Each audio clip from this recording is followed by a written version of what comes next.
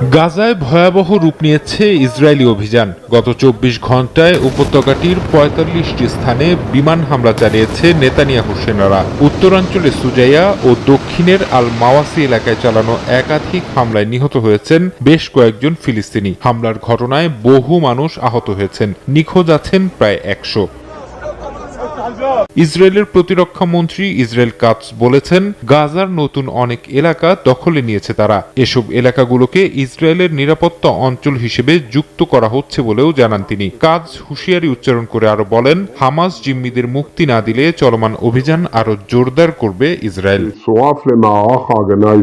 এদিকে ইসরায়েলি সামরিক বাহিনীর প্রায় ১,০০০ রিজার্ভ সদস্য গাজায় যুদ্ধ বন্ধের আহ্বান জানিয়ে একটি চিঠিতে সই করেছেন। দেশটির গণমাধ্যম বলছে, চিঠিতে তারা বলেছেন, গাজার যুদ্ধ রাজনৈতিক ফায়দার জন্য চলছে, ইসরায়েলকে রক্ষার জন্য নয়। আল জাজিরা জানিয়েছে, যুদ্ধ বিষয়ক এমন চিঠিতে সই করায় সেনাদের হুমকি দিচ্ছে ইসরায়েলি প্রতিরক্ষা বিভাগ। স্বাক্ষর প্রত্যাহার না করলে তাদের বরখাস্ত করা হবে বলে সাফ জানানো হয়েছে।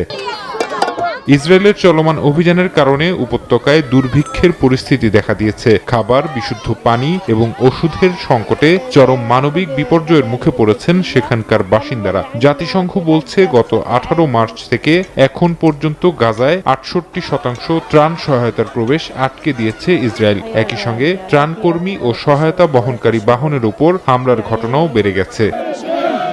এদিকে মধ্যপ্রাচ্যের উত্তপ্ত সময়ে ফ্রান্সের প্রেসিডেন্ট ইমানুয়েল ম্যাক্রো মিশর সফরে গিয়ে গাজার নিপীড়িত জনগণের পক্ষে দাঁড়িয়েছেন। বুধবার দেশটির একটি ত্রাণ সরবরাহ কেন্দ্র পরিদর্শনে গিয়ে ম্যাক্রো জানান, আগামী জুনে ফিলিস্তিনকে রাষ্ট্র হিসেবে স্বীকৃতি দিতে পারে ফ্রান্স।